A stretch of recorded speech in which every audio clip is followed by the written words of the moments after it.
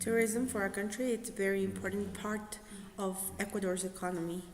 I mean by this that there are many tourists coming over every year to visit the different parts of our country, mainly Quito, Guayaquil, and Cuenca, not to mention Galapagos Islands, which counts with very beautiful species only found here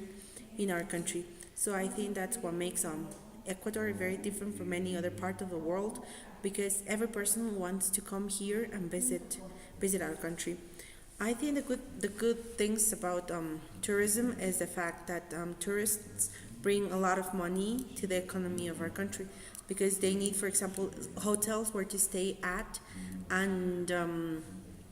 that creates a source of work for many families, for many people. They also need cabs to transport, and they need travel agencies, and that gives the people the opportunity to have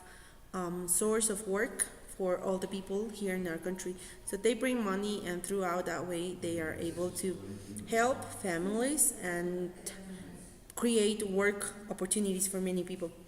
I think the part of the tourism in Ecuador is that, for example, in Montañita,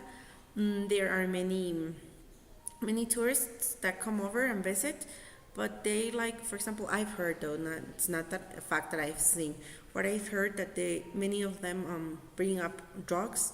and then that makes it bad, because people who live there in Montañita, they get used to the way of living, like very very outcoming, not really importantly that they have to be careful with them, and then there are many STDs that people can get there. I think that's the bad part of the tourism itself. But Ecuador has a lot to offer, and when people come here, they feel like home, and when they go back to their places, there's not a better way to do but to tell them, the other people, how wonderful Ecuador is, and we have more upcoming tourists to our country.